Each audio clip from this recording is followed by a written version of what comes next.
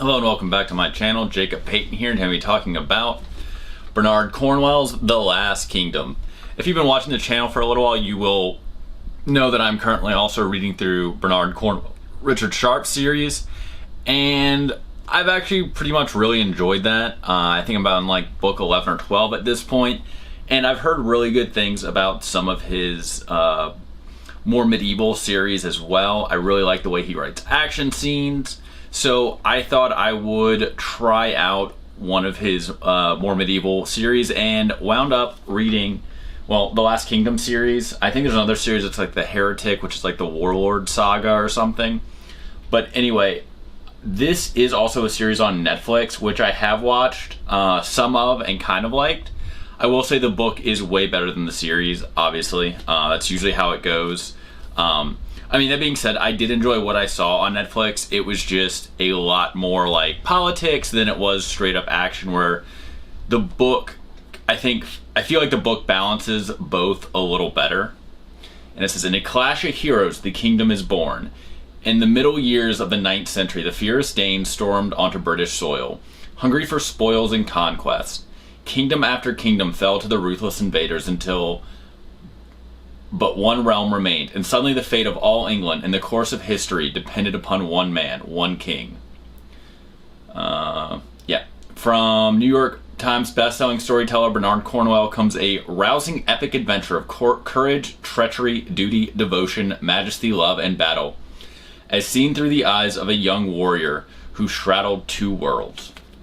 I am probably gonna mess up his name, but I do believe his name is Uhtred of Bebbanburg.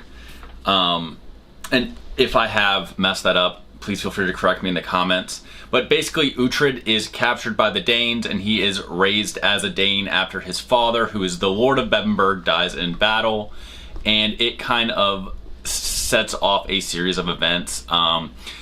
So far, like I said, I did actually enjoy this book, mostly because I know there is a book 2 and there is a longer series after that. I think if I had just read this one and I knew there wasn't a second one out there, I would have been a little more upset, because this book is very much just him growing up, and I feel like the meat of the story is what comes next. And whereas this was all world building and kind of backstory, which is understandable in a series like this, the author really had to show how he was accepted by the Danes and was able to go from basically a captive to someone who was respected by them and someone who was useful enough to the English that they allow him to basically regain some of his former glory.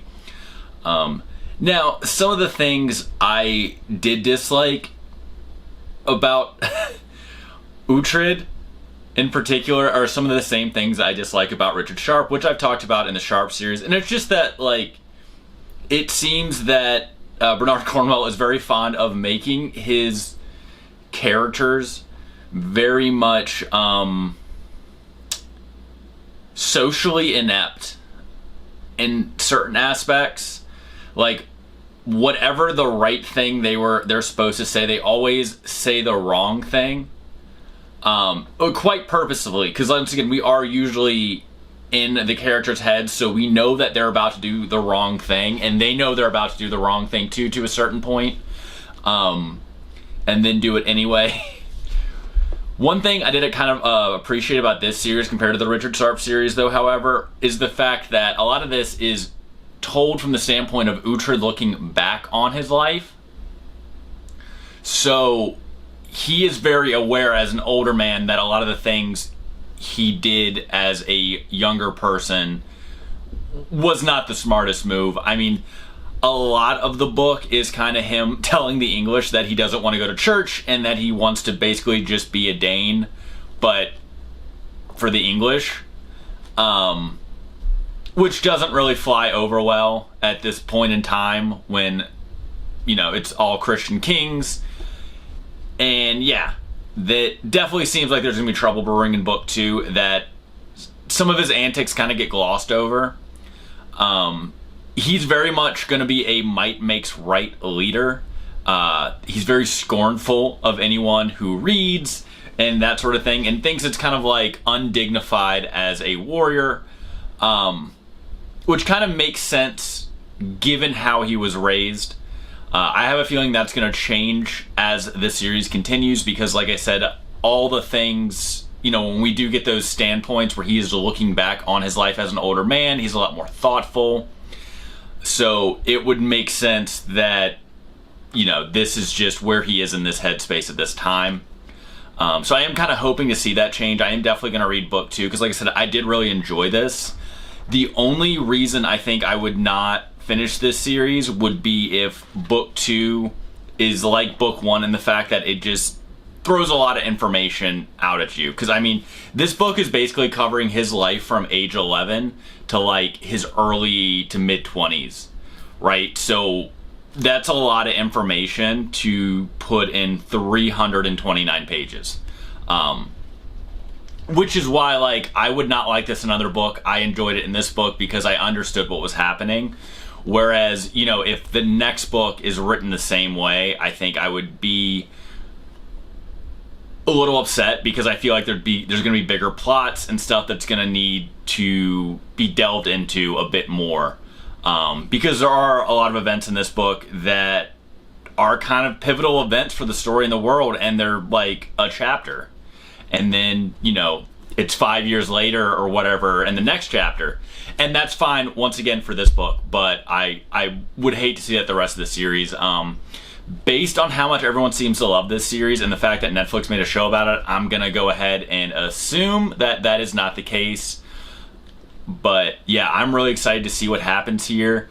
I really love the action scenes we do get.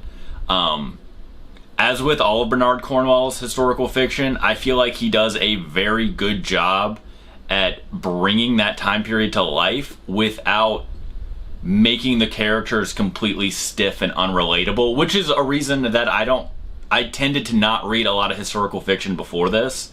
You know, I feel like some authors go really heavy in the way that the language, or they think the language would have been, or how people would have spoke back then, and it just gets clunky and weighted down. And I feel like Bernard Cornwell is just a master at riding that line. I mean, there is a reason he has sold so many historical fiction books, and especially has so many popular historical fiction series. Overall, I really like this book. I'm gonna read the next one. I did enjoy the Netflix series. I didn't finish it. I think I saw like the first season, and then I kind of got burned out because there's just so much Viking stuff. It was not really even a slight against that series. I had just gotten to my peak point with Vikings where it was too much. I mean, there were so many Viking TV shows and Viking books and Viking series being pushed, and I was Vikinged out. I'm slowly getting past that point and getting back into some of the stuff. So I will probably finish the Netflix series. I don't know how many seasons. I'm assuming there's probably multiple, because I think there's at least 2. So I'll probably go back and watch all of that and see how that compares to the series. But I'll definitely read the books first. I don't want to spoil anything for myself. But yeah, I enjoyed this book. If you like the Richard Sharp series, or you like historical fiction, or you just like Viking stuff and you want to read a historical fiction that's kind of about the Danes and how they interacted with the English and all the turmoil that brought, then I think, you know, you'll really enjoy this book. Or even if you just like fantasy and you want to give historical fiction a try, I think this is a pretty good starting point. I will also try to track down, I think it's called like it's either the Banner Saga or the Warlord Saga. Yeah, he's got a bunch. The Warlord Chronicles is the one that I've heard really good things about too, so I'm going to try to read that as well. And I also see that there's a Grail Quest series, so I will probably try to track those down at some point too, once I whittle down my TBR a bit more, because I am a big nerd when it comes to anything King Arthur or King Arthur related. So that also seems like something right up my alley. If you've read this series or seen the Netflix show and you liked it, you hated it, feel free to compare and contrast in the comments below. Recommend me series that you think are like this that I should also look into. And as always, if you enjoyed this video, please like and subscribe, and I will see you guys next time.